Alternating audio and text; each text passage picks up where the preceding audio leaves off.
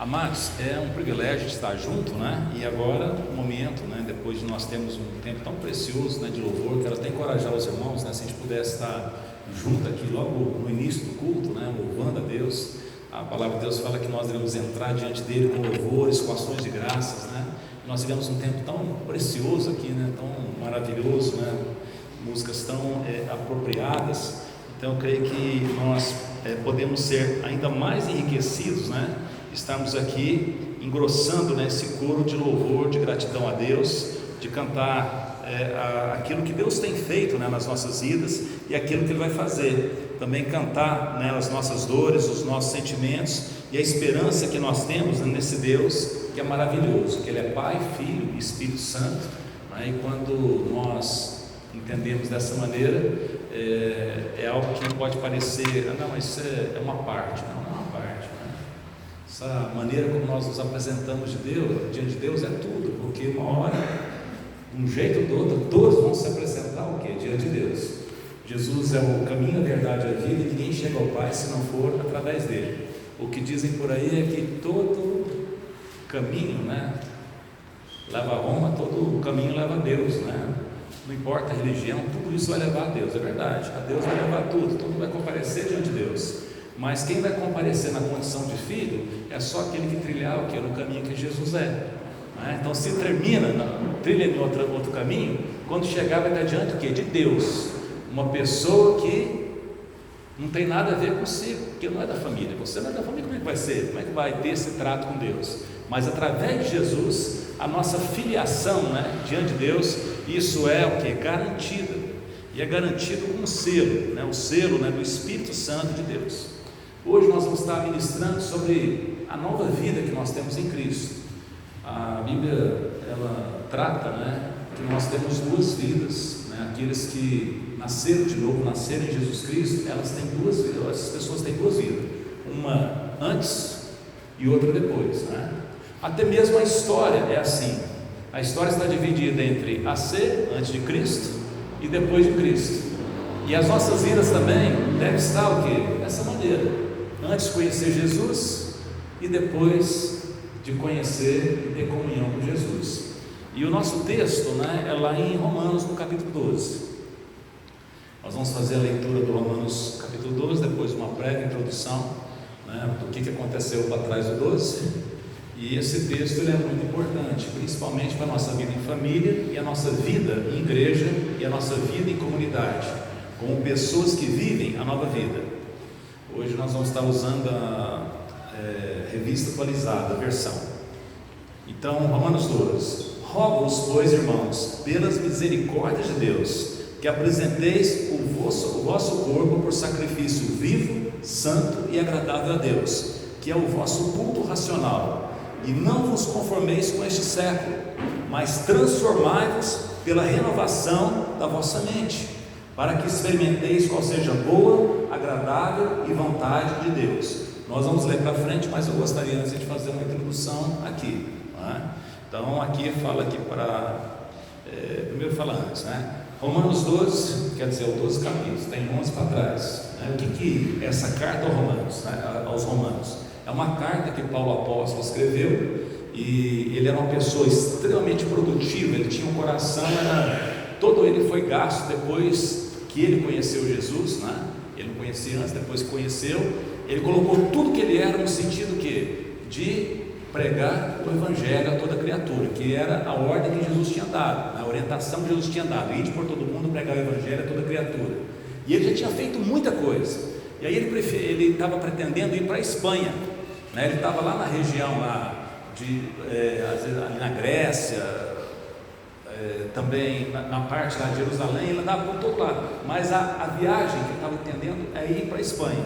E para ir para a Espanha ele precisava de apoio, e quem estava bem estratégico nisso era Roma. Então ele escreveu uma carta aos romanos falando da intenção dele de ir para a Espanha. Parece que ele nem chegou, mas a carta foi escrita, a intenção ele teve. E nessa carta, como ele queria um apoio tanto em oração, em amizade, apoio, né, de amizade também, questão de sustento. Ele foi e expôs aquilo que ele entendia pelo Evangelho. Então a carta de Romanos é chamada também de a carta do Evangelho segundo o apóstolo Paulo. E ele fala que o Evangelho é o poder de Deus para a salvação de todo aquele que crê. Então isso acontece de fé em fé, que a gente não deve ter vergonha do Evangelho, porque o Evangelho transforma a vida de uma pessoa. E quando ele fala a respeito disso, ele começa a citar como é que são as vidas. E ele começa citando como é que são as vidas daqueles que não têm noção nenhuma a respeito de Deus. E aí ele fala lá que a ira de Deus se manifesta do céu contra toda impiedade. Ou seja, não é porque a pessoa não conhece a Deus que ela não é alvo do juízo de Deus, porque toda pessoa foi feita à imagem e semelhança de Deus. E de um jeito ou de outro, mesmo não conhecendo a Escritura, a pessoa pode perceber nas coisas que foram criadas a majestade de Deus. Os céus proclamam a glória de Deus, o firmamento anuncia as obras das suas mãos. Um dia discursa outro dia, e uma noite revela conhecimento outra noite. Sem palavras se pode o quê? Temer a Deus. Só que depois ele fala também daqueles que conhecem ou que falam a respeito de Deus, e que às vezes se apegam a regras, mas não tem vida. E ele fala assim: você que fica julgando os outros, você acha que você vai escapar da ira de Deus simplesmente porque você conhece aí as Escrituras, meia dúzia de versículos, né, sendo que você não tem vida? E ele vai mostrando que até as pessoas religiosas, que confiam na sua religiosidade, mas não confiam em Deus, também estão condenadas. Ou seja, que Jesus Cristo é o caminho, é a única possibilidade que uma pessoa tem o quê? De encontrar com Deus, que a pessoa não pode se salvar a si mesma. Uma pessoa perdida não pode achar. Se nós somos os causadores dos problemas, como é que nós vamos estar o quê? Propor a solução? Não é isso. Então não tem jeito de uma pessoa entrar para o céu, entrar no céu pela sua capacidade, pela sua habilidade, pela sua piedade, e que por conta disso Deus amou o mundo de tal maneira que Ele foi e enviou do céu para a terra Jesus Cristo. Por isso que Jesus Cristo é completamente o quê? Diferente de outras propostas religiosas, porque o Evangelho de Jesus Cristo é a única proposta que está sendo feita na humilhação de um Deus. Nenhuma religião fala de um Deus que se humilhou, mas o cristianismo fala de um Deus, Jesus Cristo, que sendo Deus, Ele se esvaziou da condição de Deus. Ele abriu, Ele não se agarrou na sua condição de Deus, mas Ele assumiu a forma da criatura, de servo. Então, um filho que se pôs a serviço, e foi um serviço tão intenso que Ele morreu por conta disso. Lá em Isaías 53 narra com beleza a respeito disso. Lá fala o servo sofredor, fala que Jesus foi moído por conta dos nossos pecados, por conta das nossas transgressões. Ele foi totalmente esmagado. O castigo que nos traz a paz caiu sobre Jesus, e pelas feridas de Jesus houve cura em nós.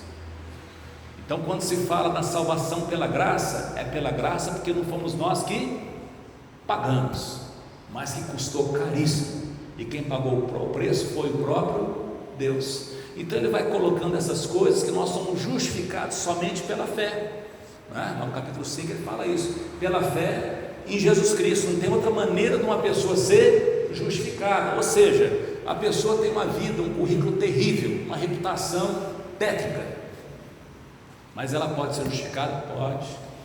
Jesus fala assim: vinde a mim, todos vós estáis cansados e sobrecarregados, porque eu vou aliviar você.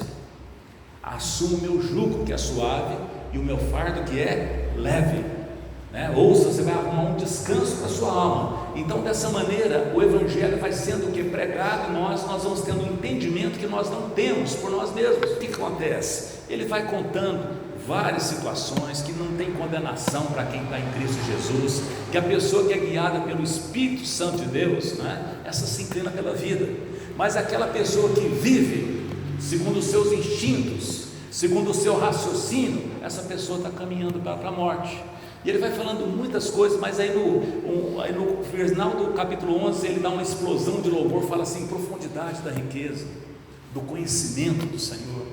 Quem que pode sondar Deus? Como que Deus pôde fazer uma proposta de salvação? A gente não estava nem aí para Ele. E aí ele começa o capítulo 12 dizendo: portanto que por todos esses motivos, eu rogo a vocês que apresenteis o seu corpo como sacrifício vivo, santo e agradável a Deus, que é o culto com entendimento. Ou seja, a questão de ficar cultuando a Deus só porque eu estou com um sentimento, eu estou espiritualizando, isso não é um culto encarnado. E Jesus foi o Deus que fez carne. Então, para que nós possamos dar um culto agradável a Deus, isso deve envolver o que? O nosso corpo. Apresentar o nosso corpo como sacrifício vivo, santo e agradável a Deus. Então não é um sacrifício simplesmente, de aniquilar, mas é de viver de uma maneira diferente. Apresenteis os vossos corpos como sacrifício vivo, santo e agradável a Deus, e não vos conformeis o quê? Com as circunstâncias, com os valores desse mundo, com os valores desse século, do tempo presente, mas transformai-vos. E aqui que é o ponto principal, porque existem muitas pessoas inconformadas, e essas pessoas inconformadas, elas querem o quê? Transformar a circunstância. Aí se monta um partido político, se monta uma facção, se monta um punhado de coisas, no sentido que nós vamos mudar, Isso pode acontecer até mesmo em toda essa comunidade, até mesmo na igreja. Nós vamos mudar isso. Mas aqui não fala que é mudar isso, é mudar a gente, é mudar a nossa maneira de pensar. Ou seja, a nossa luta, nessa mudança, não diz respeito a mudar o outro, mas a mudar a mim mesmo. Eu já contei essa história aqui, mas é uma história importante, Lá em Londres, na Catedral de Westminster, o pessoal lá, eles tinham a mania de fazer o cemitério na igreja, Então, lá em volta da igreja tem muitos cemitérios, e dentro da igreja tem muito. E na Westminster Cathedral, que é a Catedral de Westminster, lá estão enterrados os reis, e as pessoas mais, vamos dizer assim, importantes, para a Inglaterra, para o Reino Unido, e tem um túmulo lá que está enterrado um bispo, do século X. E geralmente os túmulos têm um epitáfio, Epitáfio é aquilo que se escreve, Que se escreve pessoa que é deixada, Por exemplo, o Jô Soares falou que escreve no epitáfio assim: enfim magro, Tem acabou aqui. O governador, que foi eleito presidente da República, o Tancredo Neves, ele não conseguiu ser presidente, ele foi eleito, mas ele não conseguiu tomar posse. Ele falou que queria que o epitáfio dele tivesse, a família dele mudou depois, mas ele falou que era para escrever assim: aqui jaz profundamente contrariado Tancredo Neves. Então cada um, eu já falei para minha esposa, se eu falecer antes dela, eu quero que escreva lá assim: ele gostava de cantar, vírgula, não sabia, vírgula, mas cantava assim mesmo, para colocar desse jeito. Então, só que esse bispo, ele colocou algo bem interessante. Ele falou assim: cresci pensando em mudar o mundo. Na juventude eu vi que eu não ia conseguir investir em mudar o meu país. Na meia idade, vendo que não conseguiria mudar o meu país, eu investi em mudar a minha família. Agora, no leito de morte, percebo que a minha missão era ter mudado a mim mesmo. Se eu tivesse mudado, a minha família seria outra. Pela importância da minha família, o meu país poderia ter sido influenciado, e quem sabe eu tocaria o mundo inteiro.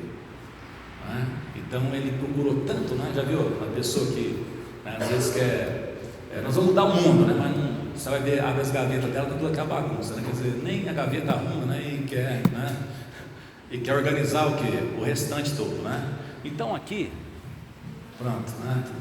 Tem alguma... Tá, deve ser porque parar de piada e vamos pregar aqui a palavra. Então aqui quando ele fala rogo-vos, é um pedido que rogo-vos pelas misericórdias de Deus, que apresenteis os vossos corpos por sacrifício vivo, santo e agradável a Deus, e seja inconformado. Mas esse inconformado diz respeito o quê? A transformar a maneira de pensar. Porque se você fizer isso, se você conformar a sua maneira de pensar, se ao invés do conhecimento adquirido do mundo, você colocar o conhecimento adquirido de Deus, você vai experimentar a boa, perfeita e agradável vontade de Deus. Então ele fala, né, de três coisas que falam da vontade de Deus, que ela é boa, que ela é agradável e que ela é perfeita. E aí a gente, quando está falando de Deus, né, assim, aí a gente começa a viajar, a gente começa a pensar nos mistérios, pensar em tanta coisa, a gente começa a viajar, entrar nas jornadas, nas estrelas espirituais. Mas olha o que ele fala aqui: porque pela graça que me foi dada, eu digo a cada um dentre vós, que não pense de si mesmo além do que convém. Ou seja, transforme o entendimento. Primeira coisa, baixa a bola. Não pensa de você além do que convém, mas com moderação, segundo a medida da fé que Deus repartiu a cada um.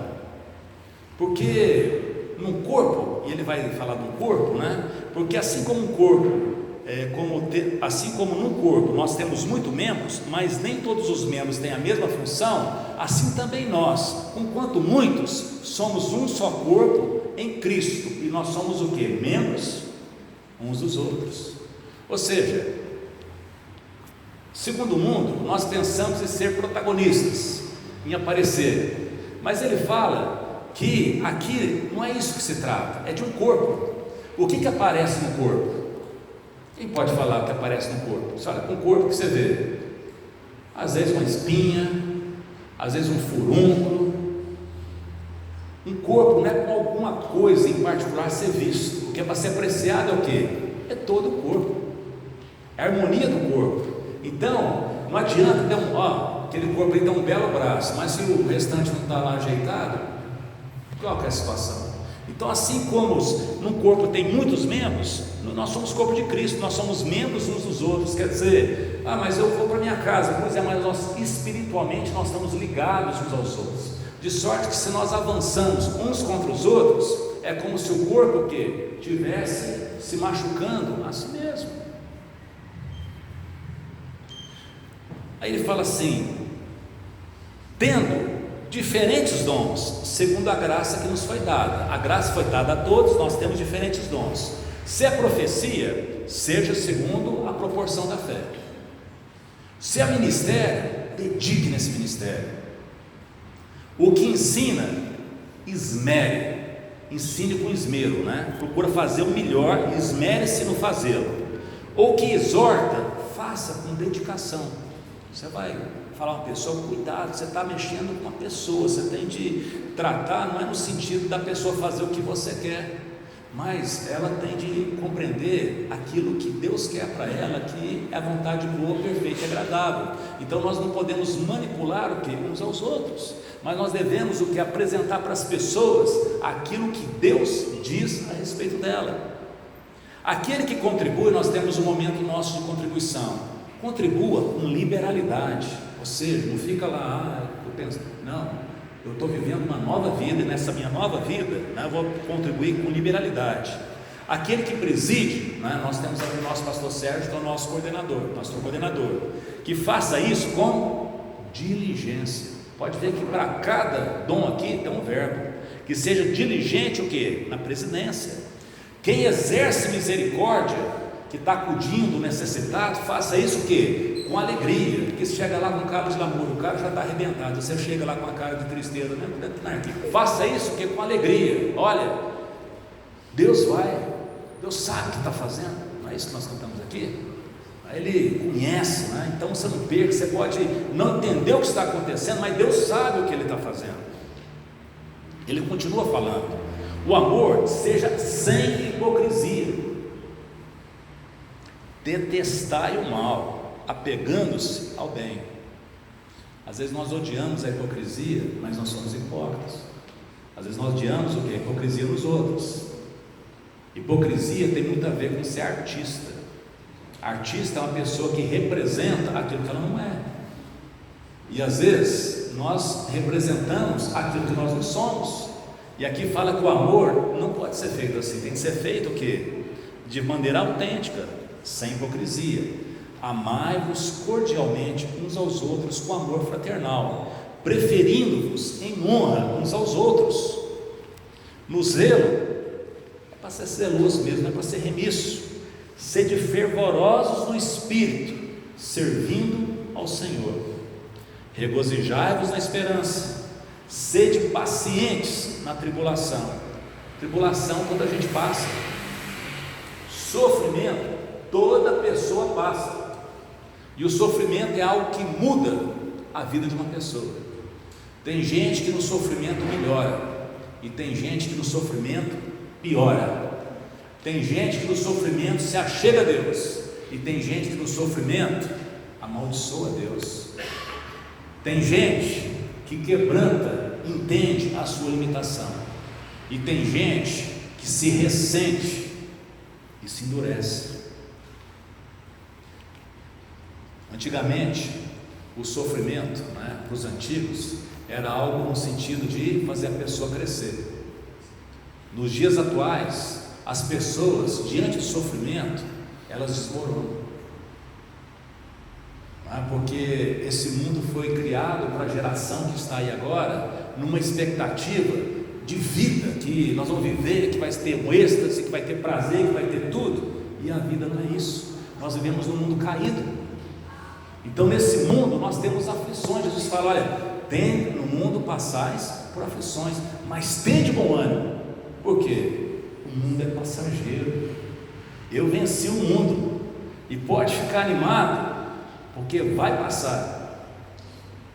Não é o problema que vai passar, o que vai passar é o mundo. Deus vai criar o quê? Um novo céu e uma nova terra.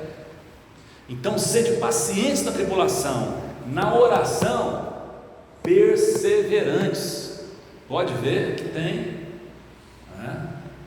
algo para cada ação. Compartilhai com as necessidades dos santos. Mas santos tem necessidade? Tem. E você deve que compartilhar, estar presente. Praticai a hospitalidade, abençoai os que vos perseguem. Como é que eu vou abençoar quem me persegue?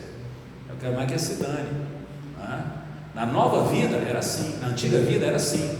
Na nova vida nós somos uma pessoa que nada o quê? Contra a correnteza. Nós somos pessoas que têm ações sobrenaturais. Tem gente que acha que coisa sobrenatural é poltergeist, é ver cadeira voando. Não, isso é coisa esquisita.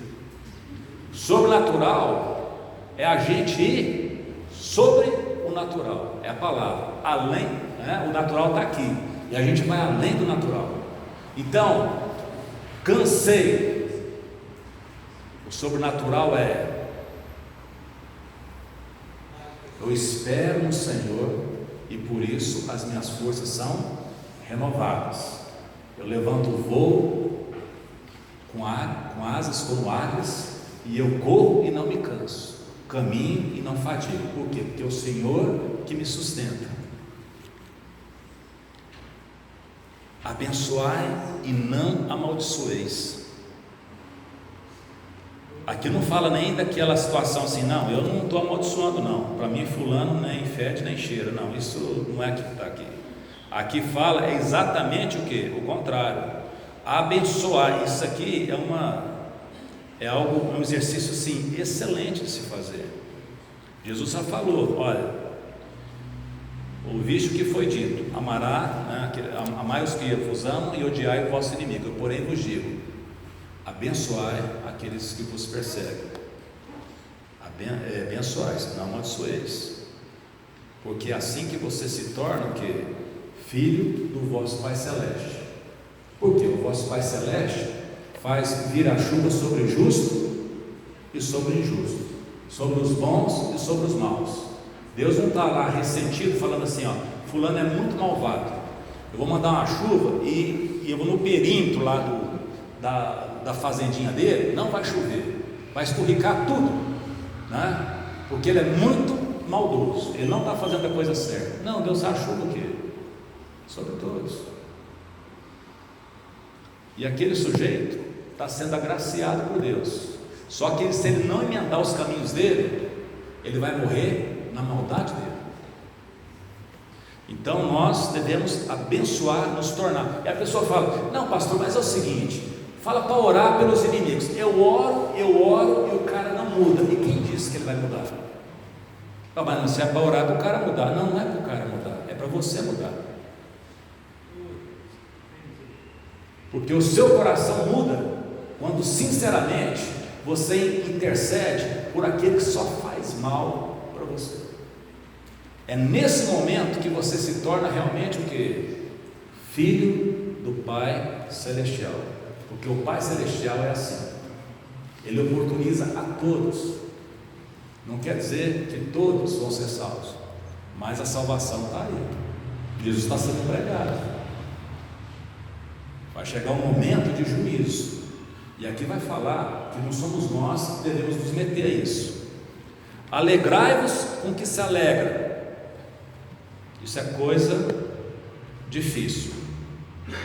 Chorar com os que choram é coisa fácil. Se chegou no funeral, uma tragédia, é fácil chorar. Mas alegrar com os que se alegra, a pessoa fala: mas por que Deus deu para ele e não deu para mim? Porque Deus dá asa para a cobra. Injustiça. Está achando isso? Procura o PROCON, abre uma reclamação lá e fala que Deus está sendo injusto. Qual que é a resposta para isso? É o pastor Sérgio cantando: Deus sabe o que faz, Ele não chega tarde, mesmo que seja inexplicável, Ele que está no controle. Tende o mesmo sentimento uns para com os outros, em lugar de ser orgulhosos, condescendei com quem é humilde. Não sejam sábios aos vossos próprios olhos. Não tornei a ninguém mal por mal. Esforçai-vos por fazer o bem perante todos os homens. Então, fazer bem é uma coisa que precisa de esforço. É o menininho que a mãe estava nervosa com ele porque tudo dele era uma bagunça. O quarto era uma bagunça, o caderno dele era uma bagunça, tudo que ele fazia era uma bagunça. E a mãe dele falou assim: meu filho, por que você só faz coisa errada? Por que você não faz coisa boa? Por que você não faz o bem? E ele, na sinceridade de criança, falou assim: mamãe, fazer coisa boa cansa, organizar o quarto cansa, bagunçar o quarto não cansa, mamãe, fazer tarefa cansa, não fazer tarefa não cansa, mamãe. Então aqui Deus já está falando para a gente que pensa desse jeito: esforçai-vos. É uma coisa sobrenatural. O natural é bagunçar, o natural é fazer o mal, o natural é ser parasita, e o sobrenatural é participar. Se possível, no que depender de vocês, tende paz com todos os homens. Eu vou conseguir ter paz com todos os homens? Não. Mas no que depender de mim, a ordem é: no que depender de você, tem. Não vos vingueis a vós mesmos, amados, mas dá lugar à ira. Eu lembro, que posso falar aqui, não tem problema, às vezes eu estava na fazenda e eu ouvi uns gritos. Eu pensei: mas grito que é isso, Meu sogro é um homem muito cortado, a gente não vê ele nunca gritar, mas de vez em quando ele estava tenso, aí ele ia para o meio do mato lá, só estavam uns gritos lá, Eu acho que ele estava dando lugar à ira, sabe? Mas sem ofender ninguém, Lá ele dava uns gritos, uma situação lá e tal, Depois ele voltava e dizia: tranquilo,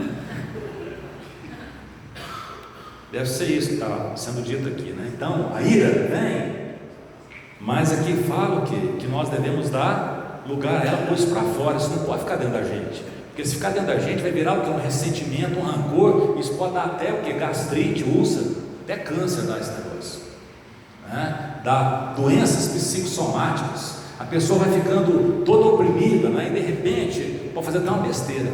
Não vingueis, dai lugar à ira, Porque está escrito, olha essa palavra aqui: a mim pertence a vingança, eu é quem retribuirei, diz o Senhor. Houve um mal feito, existe necessidade de vingança, você não é o vingador, mas a vingança vai acontecer, e a vingança vai vir da parte de Deus. Deus é vingador. Eu vou falar uma coisa para você, é isso mesmo. Tem gente que tem medo do diabo. Sabe o que é a pessoa que tem medo? Tem medo de Deus, porque horrenda coisa é cair na mão do Deus vivo. O diabo pode dar uma bagunçada na vida da pessoa, mas Deus pode colocar essa pessoa num lugar chamado lago de fogo e enxofre por toda a eternidade. Não, mas Deus é bom, e tudo que Ele faz é bom. Agora, quem não quer coisa boa, não é? Que seja feito o que? A vontade dela. Então a pessoa vai viver o que? No lugar de lago de fogo. O que é isso? A pessoa vai viver eternamente sem a presença de Deus. Aí esse lugar é um lugar de choro e de ranger de dentes. Porque hoje, mesmo que a pessoa não quer nada para Deus, é o que nós falamos, ela está sendo agraciada por Deus. Porque se a ira de Deus se manifesta no céu, de vez em quando acontecem cataclismas, todo dia pela manhã Deus tem renovado o quê? As suas misericórdias, e por isso nós prevalecemos. Puxa, mas Deus pode fazer? É inferno, tá? Não tem ninguém na Bíblia que falou mais de inferno do que o Senhor Jesus. Olha só, o autor da salvação é o que mais falou de inferno. Mas hoje as igrejas não estão falando muito de inferno. Esse é um assunto que Deus vai tratar, o que no devido tempo, porque aqui nós estamos aqui para pregar o que? O que Deus falou. Aqui fala que quem ensina tem que se esmerar em ensinar. Ensinar o que? O seu próprio? Não, ensinar o que Deus colocou. O temor de Deus deve estar no nosso coração. O temor de Deus é o princípio da sabedoria. Não é medo de Deus, mas é o temor, né, de Deus, o temor, o respeito, né, pelo Senhor. Então a Deus pertence a vingança, é Ele que vai retribuir, não se mete com vingança. E por que Deus pode vingar e eu não? Porque nós somos tudo estrambelhados, a gente não sabe como faz isso, a gente passa dos limites. Deus não, Ele sabe a medida de cada coisa. A palavra de Deus fala que Deus se ira, e a ira dele é terrível. E por que eu não posso nem colocar o sol sobre a minha ira? Posso irar, mas antes do entardecer eu tenho de acabar com essa ira, porque ela vira ressentimento, aqueles negócios lá que dá gastrite, daí dá câncer. Então eu não posso guardar isso dentro de mim, eu não tenho condição de fazer isso. Nós somos todos o que? Bagunçados no sentido de irar. A gente não sabe as medidas, Deus sabe. É igual a criancinha, fez uma bobagem, precisa de disciplina, e uma disciplina que tem que ser o que? Completamente adequada, nem mais nem menos, porque o objetivo não é a criança ser disciplinada. Qual que é o objetivo da disciplina? É livrar a alma da criança do inferno, porque se a criança não for disciplinada, o contrário disso vai ser bagunçada. O que é disciplina? Organizada, tendo noção clara das coisas. Porque se a criança ficar entregue a si mesma, é a mesma coisa de você plantar uma horta e deixar lá o que? O que nascer, nasceu. Pergunta o que vai nascer lá, não sei. Isso vale para tudo. No seu casamento você não tem que estar constantemente examinando, igual examina uma horta, para ver se está nascendo planta ruim, arrancar aquilo para que fique o que? Um lugar bom, um lugar agradável. É disso que se trata aqui.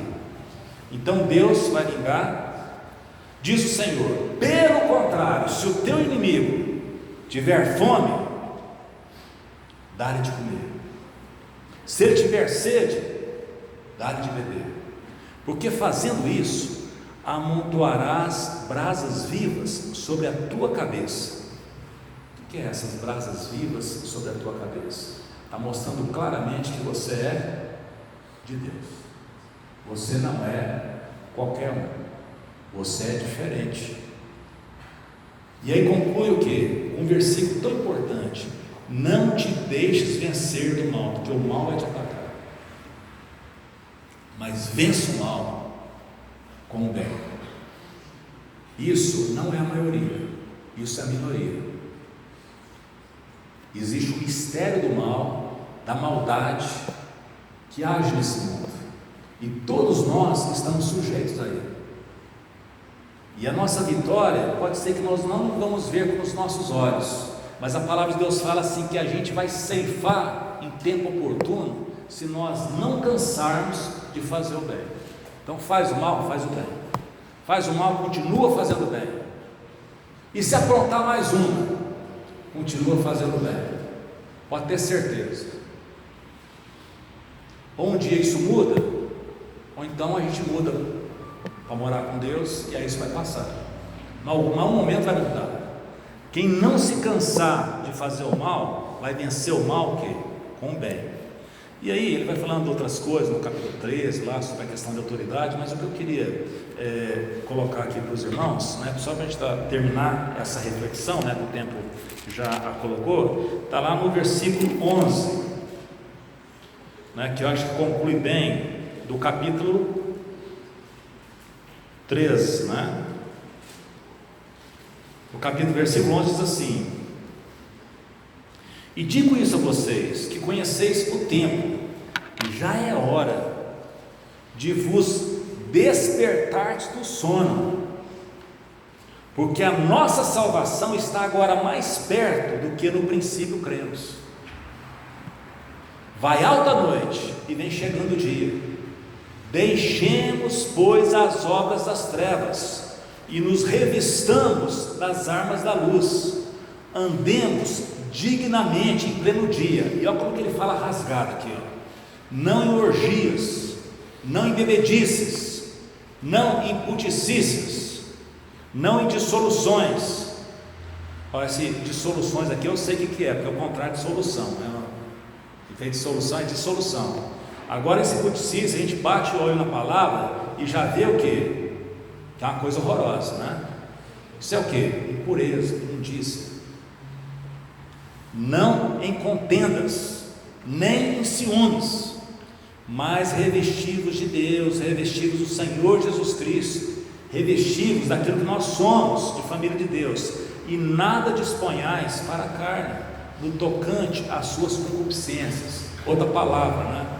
Por isso eu vou ter de baixar aqui a Bíblia nova atualizada, porque aí essas palavras nós usamos muito. O que é concupiscências?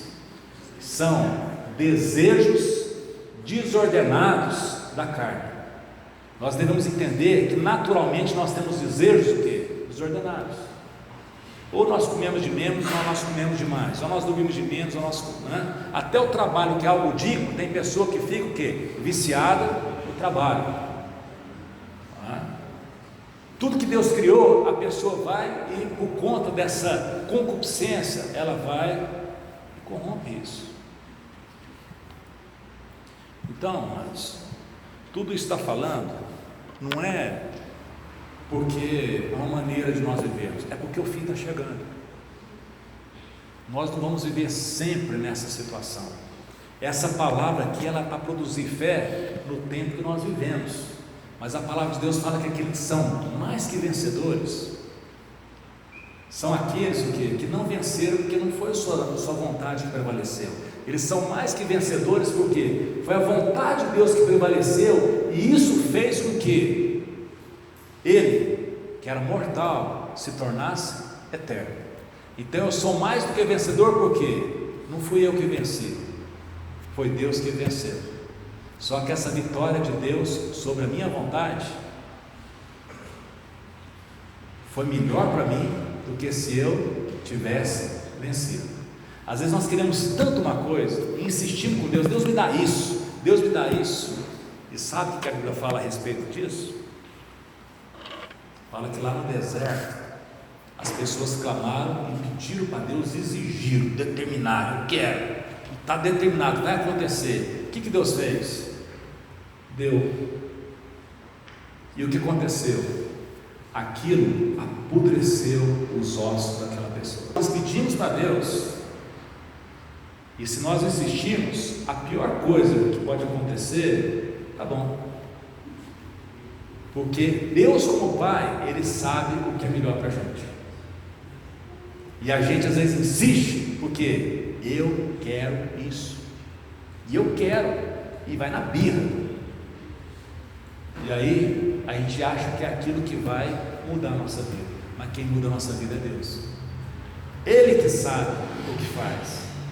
É Ele que conhece os tempos. Às vezes parece que a situação é totalmente inexplicável, mas Ele conhece tudo. Então, diante de Deus, a gente não deve guerrear, pelejar, contradizer, não deve relutar. Por quê? Porque o justo sabe que Deus sabe, Ele sabe, não eu. Então, meus amados, nós finalizamos essa reflexão, para nossa edificação, para nossa salvação, que nós devemos mudar a nossa maneira de pensar.